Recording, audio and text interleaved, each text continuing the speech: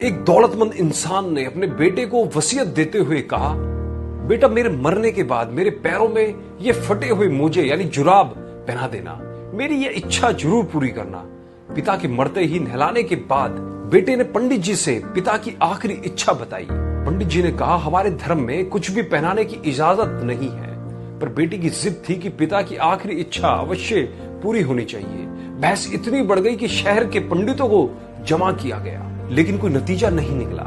इसी मोहल्ले में से एक व्यक्ति आया और आकर बेटे के हाथ में पिता का लिखा हुआ खत दिया, जिसमें पिता की नसीहत लिखी थी। मेरे प्यारे बेटे, देख रहे हो, दौलत, बंगला, गाड़ी और बड़ी बड़ी फैक्ट्री और फार्म हाउस के बाद भी मैं एक फटा हुआ मोजा तक नहीं ले जा सकता। एक रोज तुम्हें भी मृत्यु आएगी, होशियार हो जाओ, तुम्हें भी एक सफेद कपड़े में ही जाना पड़ेगा।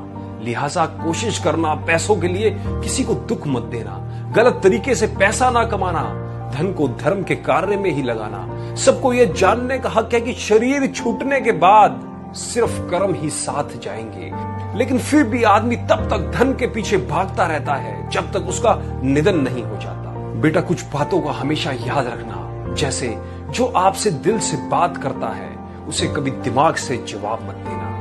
एक साल में 50 मित्र बनाना आम बात है, लेकिन 50 साल तक एक मित्र से मित्रता निभाना खास बात है। एक मिनट में जिंदगी नहीं बदलती, पर एक मिनट सोचकर लिखा फैसला पूरी जिंदगी बदल देता है।